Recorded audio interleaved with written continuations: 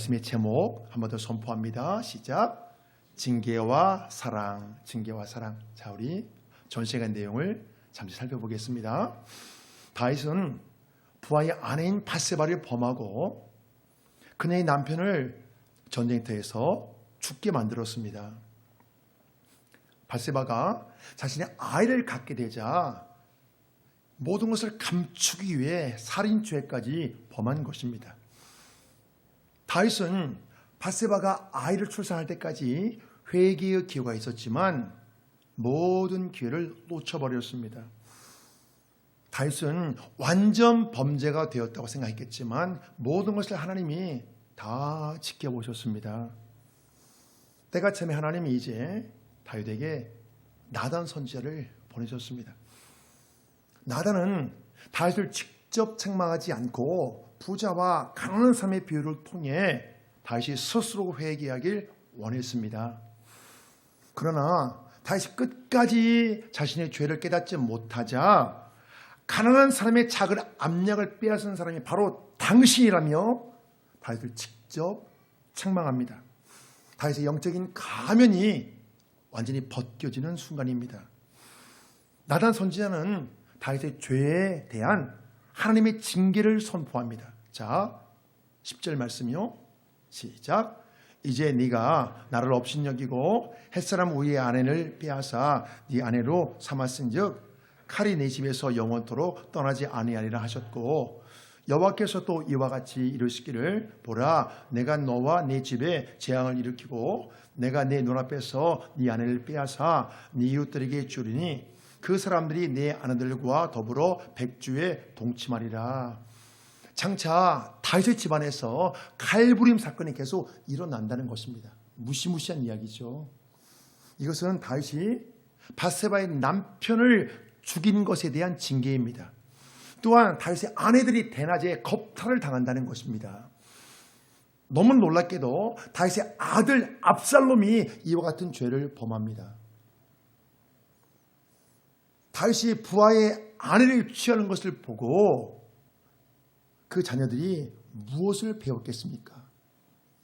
징계의 씨앗은 죄를 범하는 순간에 심겨집니다. 그래서 성경은 말씀합니다. 갈라디아서 6장에 나오는 말씀이요. 시작. 스스로 속이지 말라. 하나님은 만물의 여김을 받지 아니하시나니 사람이 무엇으로 심든지 그대로 거두리라. 너무나 무서운 말씀이지만 진리의 말씀입니다. 성경은 하나님의 사랑과 용서도 말씀하시지만 징계에 대해서도 분명히 말씀합니다. 사람이 무엇으로 심든지 그대로 거두게 된다는 것입니다. 회개하는 자의 죄는 용서하시지만 죄의 결과에 대한 무거운 책임이 있다는 말씀이에요. 이것은 공의 하나님이 세상의 질서를 유지하기 위한 통치 방식입니다. 다윗이 은밀히 범한 죄를 대낮에 밝히시겠다고 말씀합니다. 이것은요, 그 어떤 죄도 하나님 앞에서 감출 것이 없다는 것입니다. 그 어떤 죄도 하나님 앞에서 감출 것이 없다는 거예요. 참 두려운 말씀이죠. 다윗이 받는 징계가 가혹하다고 생각할 수도 있지만 이 징계 속에 분명히 하나님의 메시지가 있습니다.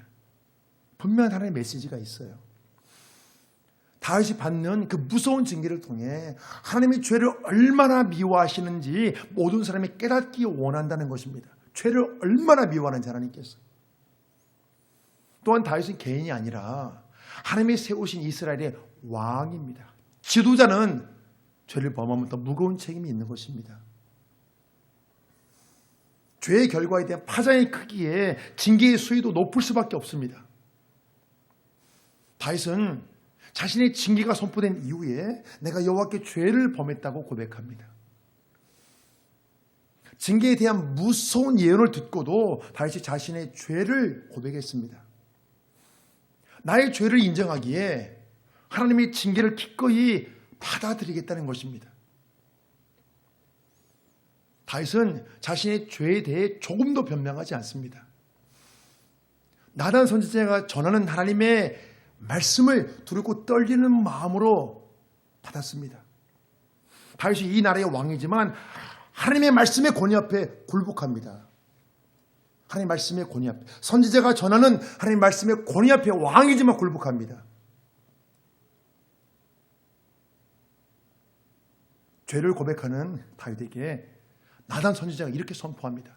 자, 13절 말씀이요. 시작.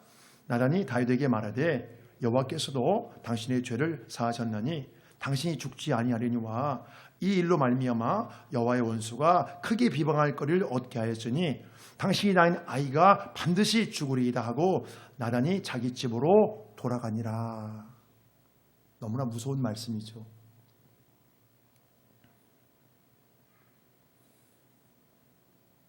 다윗의 죄의 자백 앞에 하나님이 죄를 용서했다는 것과 함께 아이가 반드시 죽을 것이라고 나단 선지자가 선언합니다. 이 선지자의 선포가 여러분 권위가 있는 거예요. 그게 정말로 하나님 말씀이 그대로 되어지잖아요. 다윗의 범죄 때문에 하나님의 명예가 크게 손상되었습니다. 다윗을 선택한 하나님이 원수들에게 조롱거리가 되었기 때문입니다. 우리가 이 세상을 사는 동안 나 자신의 명예는 무척 중요하게 생각하는 반면에 하나님의 명예에 대해서는 전혀 신경 쓰지 않고 살아갈 수 있습니다. 여러분 어떻습니까? 나의 개인적인 명예가 손상되는 것은 죽기만큼 싫어하면서 하나님의 명예가 손상되는 문제에 대해서는 별로 마음에 동요가 없습니다. 만일 나 개인의 명예를, 내 명예를 하나님의 명예보다 더 중요하게 생각한다면 이것은 결코 바람직하지 못합니다. 나의 명예가 더 중요하게 생각하십니까? 아니면 하나님의 명예가 여러분 더 중요하다 생각하십니까? 여러분 무엇이 더 중요합니까? 다윗이 이스라엘의 왕이지만 다윗의 명예보다 하나님의 명예가 훨씬 더 중요합니다. 오늘 성경 본문은 그걸 말씀하고 있는 거예요. 왕이지만 하나님의 명예가 더 중요해요. 그래서 네가 왕이지만 하나님의 명예를 손상시켰기에 징계를 받는다는 거예요. 그래서 네 아이가 죽을 거라는 거예요. 죄의 결과이기 때문에 그 아이가. 이 세상 그 누구라도 사람의 명예가 하나님의 명예보다 더 높을 수는 없습니다. 성경이 이 사실을 여러분 말씀하고 있어요. 그래서 다윗의 죄를 터뜨리시고 징계를 내리시는 것입니다. 다윗이 비록 망신과 수치를 겪게 될지라도 다시 고쳐서 귀왕에 사용하시기 위해서입니다. 징계의 최종 목적은 고통이 아니라 회복입니다. 다윗이 회복되어야 하나님의 명예가 올라가는 것입니다. 하나님의 영광을 받으시는 것입니다. 왜냐하면 하나님이 다윗을 세우셨기 때문에. 그래서 고쳐 쓰시기 위해서 하나님께서 다윗의 죄를 틀어내는 것입니다. 단순히 고통을 주는 것이 목적이 아니라 귀하게 다윗을 사용하기 위함이 목적입니다. 그래서 하나님께서 영광을 받으시기 위함입니다. 다윗이 죄를 고백한 이후에 아이가 많이 아프게 되었습니다. 자, 15절 말씀이요. 시작. 우리의 아내가 다윗에게 낳은 아이를 여호와께서 치심에 심히 앓는지라. 다윗이 그 아이를 위하여 하나님께 간구하되 다윗이 금식하고 안에 들어가서 밤새도록 땅에 엎드렸더니. 여러분 잘 들으십시오.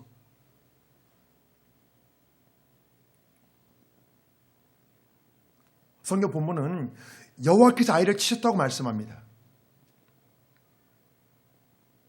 다윗을 하나님께서 다루기 위해 그 아이를 친 거예요.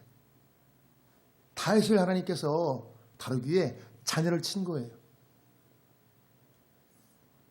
이것은 나단 선지를 통해 그 집안에 예고된 징계가 시작되었다는 걸 의미합니다. 지금 다윗의 마음은 말로 표현할 수 없는 고통을 느낄 것입니다. 마치 자신의 심장을 칼로 도려내는 듯한 극심한 고통을 느낄지도 모릅니다. 내 자녀가 아플 때 부모의 심정이 그렇죠. 차라리 내가 아프고 말지.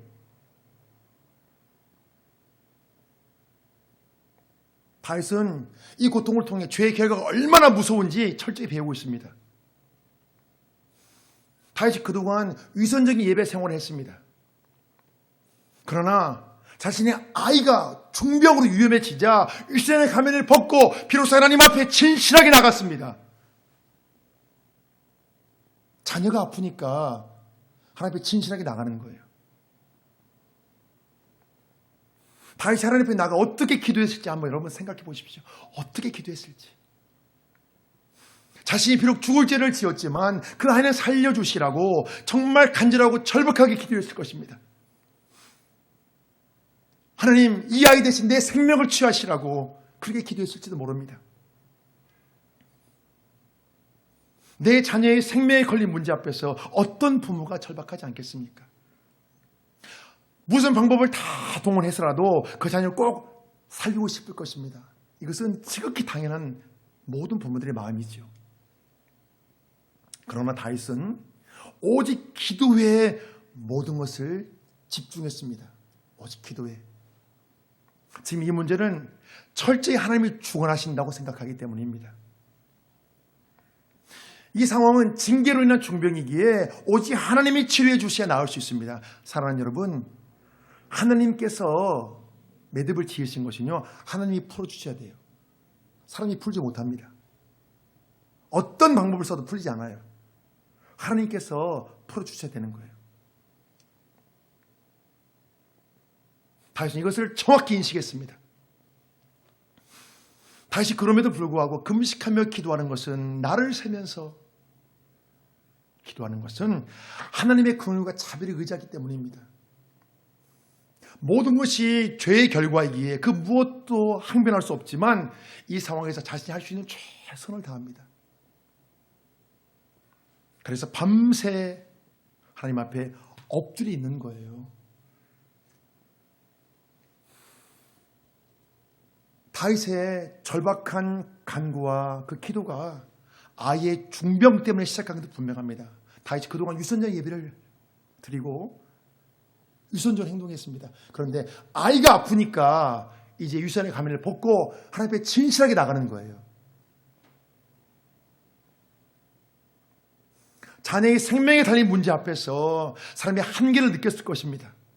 오직 주만 바라볼 수 없는 상황입니다. 다윗이 하나님 앞에 진실하게 나가는 이 모습은 과거에 부하의 아내를 범했던, 밧세바를 범했던 그때의 모습과는 완전히 다릅니다. 정신이 바짝 드는 거죠. 자녀가 아프니까 정신이 바짝 드는 거예요, 다윗이. 그래서 결과적으로 보면 바로 이것이 징계가 주는 복이라고 말할 수 있습니다. 다윗의 마음은 죽을 것 같이 고통스럽지만 죄의 찌든 때가 지금 팍팍 벗겨지고 있는 거예요. 만약 이 문제를 하나님이 가볍게 통과시켜 주시면 다윗은 이와 같은 죄를 또 범할지도 모릅니다. 다윗이 그동안 많은 여자를 아내로 두었잖아요. 이것이 하나님의 법하고 맞지는 않거든요. 사울에게 도망 다닐 때도 몇 명의 아내를 두었습니다. 왕이 된 뒤에도 많은 아내를 두었습니다. 하나님이 분명히 율법에 많은 아내를 두지 말라고 말씀하셨거든요. 그런데 그렇게 할 수 있는 자리에 오르니까 여자를 탐하는 마음이 계속 발동하는 거예요. 그래서 하나님께서 다윗을 사랑하시지만 이 징계의 과정을 통과하게 만드신 것입니다. 다윗이 다시는 죄를 반복하지 않는 분수령적인 회개가 필요했기 때문입니다. 다시는 돌아갈 수 없는 그 회개. 다윗의 기도가 자신이 원하는 목적을 달성하지는 못하지만 지금까지의 삶을 전환시키는 중요한 역할을 했습니다. 다윗은 아이의 중병을 통해 자신을 깊이 돌아보는 참회의 시간을 갖고 있습니다. 그렇습니다. 다윗은 아이의 질병을 통해 인생의 중요한 방향 전환을 하고 있습니다. 지금 그 아이가 그 역할을 하는 거예요.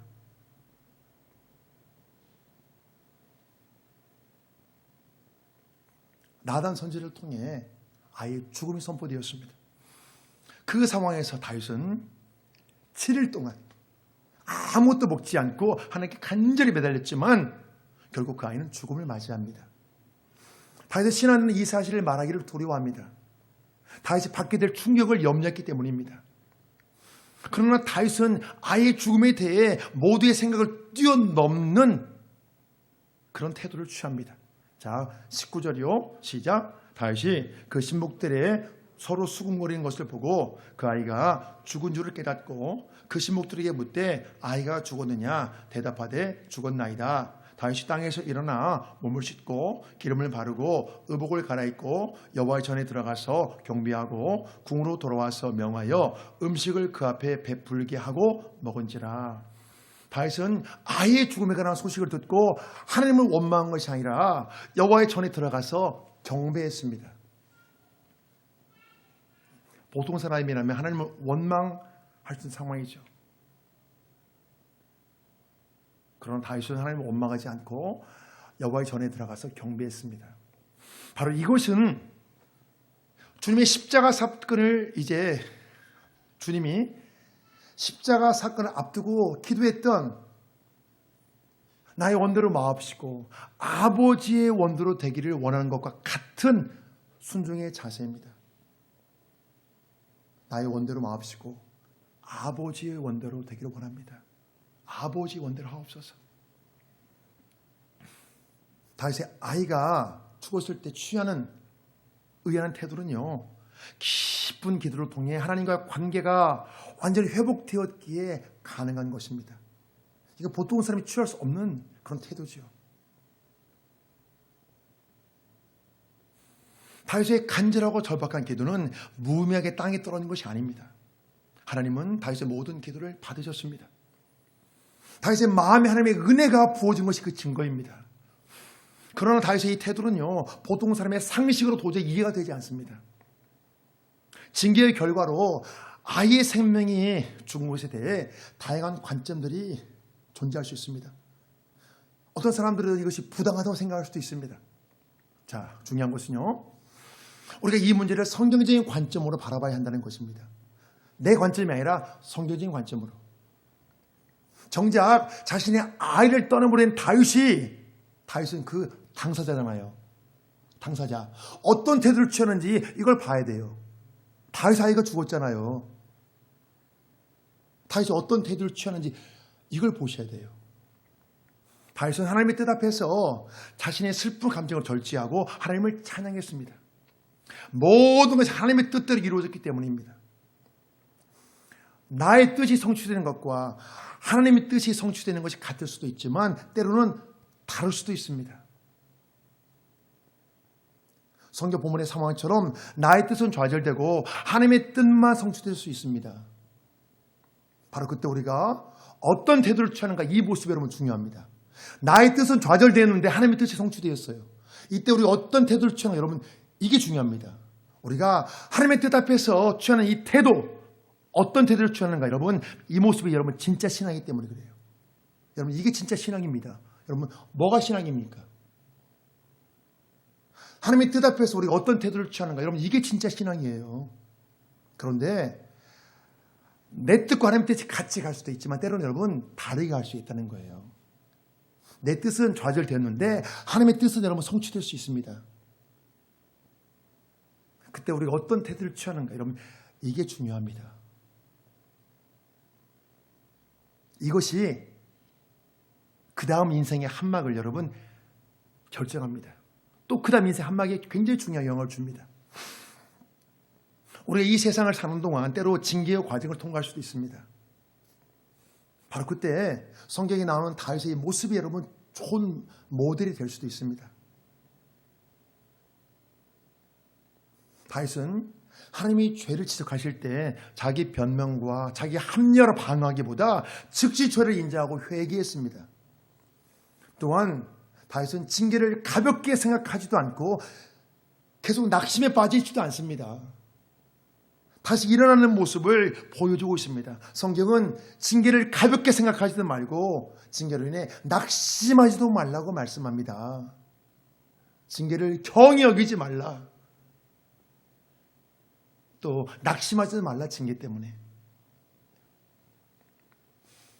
다윗이 아이의 죽음을 확인하고 첫 번째로 취한 행동은요, 땅에서 일어나는 것입니다. 다윗이 땅에서 일어나는 것은요, 모든 것이 이제 뒤로 하고 하나님의 뜻에 순종하는 새로운 삶을 시작하는 것을 뜻합니다. 새로운 삶을 시작하는 거예요. 아이의 죽음을 뒤로 하고 이제 새로운 삶을 시작하는 거예요. 신앙생활에서 중요한 것은요, 하나님의 주권을 100% 인정하는 것입니다. 여러분, 이게 굉장히 중요해요. 하나님의 주권을 100% 인정하는 것. 사람이 자신의 유익에만 집착하면요, 모든 것을 근시안적으로 바라볼 수밖에 없습니다. 근시안적으로. 지금 좋으면 좋고 지금 나쁘면 싫은 거예요. 이건 너무나 여러분 근시안적인 거예요. 하나님은 항상 큰 그림을 생각하시고 여러분 주의 자녀들 인도해 가십니다. 큰 그림을. 우리에 대한 여러분 큰 그림을 갖고 하나님 인도해 가십니다. 이것은 다윗의 앞길도 마찬가지고 여러분 우리 앞길도 마찬가지예요. 우리가 좀 이렇게 큰 그림을 갖고 보셔야 됩니다. 큰 그림을 가지고. 징계의 과정은 고통이에요. 그러나 징계를 받는 자가 하나님의 자녀가 분명하다면, 내가 지금 비록 어려운 과정을 겪고 있지만 내가 하나님의 자녀가 분명하다면 징계를 통해 반드시 회개하고 다시 일어섭니다. 반드시 여러분 다시 일어서요. 반드시 징계를 통해 다시 여러분 회복합니다. 성경 본문은 다윗의 신앙이 완전히 회복되는 것을 보여주고 있습니다. 자신의 절박한 기도가 좌절되었는데 하나님께 경배하는 것은요, 오직 하나님을 100% 신뢰하는 사람만이 여러분 가능한 태도예요. 아이가 죽었습니다. 그토록 간절하게 생명을 다해 매달렸는데 아이가 죽었어요. 그래 다윗이 일어나서 하나님을 경배합니다. 이것은요, 하나님을 100% 신뢰하는 사람만이 여러분 가능한 태도입니다. 하나님께서 이런 자를 여러분 복을 주신다는 거예요. 거기서 끝이 아닙니다. 다윗이 당시 일어나 여호와를 경배하고 왕궁에 돌아와서 음식을 먹자 다윗의 신하들이 깜짝 놀라는 반응을 합니다. 아니, 아이가 살아있을 때는 금식하더니 아이가 죽었는데 어떻게 음식을 먹냐는 거예요. 그때 다윗이 이렇게 말합니다. 자, 22절이요. 시작. 가로되 아이가 살았을 때는 내가 금식하고 온 것은 혹시 여호와께서 나를 불쌍히 여기사 아이를 살려주실지 누가 알까 생각함이거니와 시박은 죽었으니 어찌 금식하랴. 내가 다시 돌아오게 할 수 있느냐. 나는 저에게로 가려니와 저는 내게로 돌아오지 아니하리라. 다윗은 아이가 살아있는 동안에는 최선을 다해 하나님의 은총을 구하는 것이 자신이 해야 하는 도리라고 생각했습니다. 성경은 고난당하는 자에게 기도하라고 말씀합니다. 너희가 고난당하느냐? 기도할 것이요. 다윗의 아이가 중병에 걸린 것은요, 고난 중에서도 최고의 고난입니다. 다윗은 하나님의 긍휼을 바라보고 금식하며 기도했습니다. 그러나 지금은 금식할 필요가 없다는 거예요. 다윗의 이 태도는요, 하나님의 최종적인 결정에 대해 복종하는 것입니다. 하나님이 그렇게 하셨다면 내가 거기에 순복하겠다는 거예요. 하나님이 생명의 주권자이시기에 생명에 관한 문제에 대해 내가 하나님께 순복한다는 것입니다. 또한 다윗은 죽은 아이가 다시 돌아올 수 없지만 자신은 그 아이에게 갈 수 있다고 말합니다. 여러분, 이것이 뭘 뜻합니까? 이게 뭘 뜻하죠? 그래서 훗날 그 아이를 천국에서 다시 만날 수 있다고 신앙 고백하는 것입니다. 다윗은 하나님의 징계를 수용했을 뿐만 아니라 밧세바를 진심으로 위로했습니다. 자, 24절이요. 시작. 다윗이 그쳐 밧세바를 위로하고 저에게 들어가 동침하였더니 저가 아들을 낳음에 그 이름을 솔로몬이라 하니라. 다윗과 밧세바 사이에서 솔로몬이 태어났는데 성경은 하나님이 솔로몬을 사랑하셨다고 말씀합니다. 이것은 다윗과 밧세바를 이제 하나님의 합법적인 부부로 인정해 주셨다는 것을 뜻합니다. 그래서 다윗의 진실한 회개를 받으시고 유리의 선물을 주신 것입니다. 징계의 과정을 잘 통과한 다윗의 하나님이 솔로몬을 통해 유리해 주셨습니다. 다윗과 솔로몬 시대의 이스라엘은 최고의 전성기를 이루었습니다. 세상적으로 보면요, 여러분, 세상적으로 보면 솔로몬은요, 왕이 될 가능성이 거의 없어요. 왕이 될 수가 없습니다. 그 위에 쟁쟁한 형들이 많이 있었거든요. 쟁쟁한 형들이 있었습니다. 솔로몬은 왕이 될 수가 없습니다. 그러나 하나님의 솔로몬을 사랑하셨기에 그가 왕이 되었습니다. 자, 솔로몬이 왕이 되는 문제에 대해 다윗이 이렇게 고백합니다. 역대상 28장에 나온 말씀이에요. 시작. 여호와께서 내게 10아들을 주시고 그 모든 아들 중에서 내 아들 솔로몬을 택하사 여호와의 나라 위에 앉혀 이스라엘을 다스리게 하려 하실세. 그렇습니다. 솔로몬이 왕이 된 것은요, 매우 특별한 것입니다. 이것은요, 하나님의 사랑을 받는 자는 이 세상 모든 불리한 조건과 상황을 뛰어넘을 수 있다는 것을 말합니다. 하나님의 사랑을 받는 자는 이 세상 모든 어려운 상황들 여러분 뛰어넘을 수 있다는 걸 말해주는 거예요. 다윗이 죄를 범한 것은 여러분 악한 행동입니다. 비록 하나님이 다윗을 징계하셨지만 은혜를 베푸시고 위로의 선물을 주셨습니다. 성경은요, 죄가 더한 곳에 은혜가 더욱 넘친다고 말씀합니다. 자, 우리 로마서 5장에 나오는 말씀 다 같이요. 시작. 그러나 죄가 더한 곳에 은혜가 넘쳤나니. 징계의 과정은 고통이지만 진실로 회개하는 자에게 하나님은요, 더 큰 은혜를 부어주시고 더욱 사랑해 주십니다. 여러분, 징계 끝이 아니에요. 더욱 큰 은혜를 부어주시고 하나님께서 더욱 사랑해 주십니다. 우리가 항상 사모해야 될 복이요, 하나님의 사랑을 받는 복입니다. 하나님의 사랑을 받는 복, 죄사함의 복과 함께 하나님의 사랑을 받는 복이 인생 최고의 복입니다. 우리 하나님의 사랑을 받을 때 이 세상에 볼 때 어려운 일도 여러분 그게 가능하게 되기 때문입니다. 사랑하는 여러분, 이 땅에 사는 동안 때로 우리가 고난의 과정을 통과할 수도 있습니다. 그러나 모든 것을 합력할 선을 이루시는 신실한 하나님을 바라보며 나갈 때 날마다 하나님의 사랑과 위로가 풍성하시길 주의 이름으로 축복합니다. 아멘.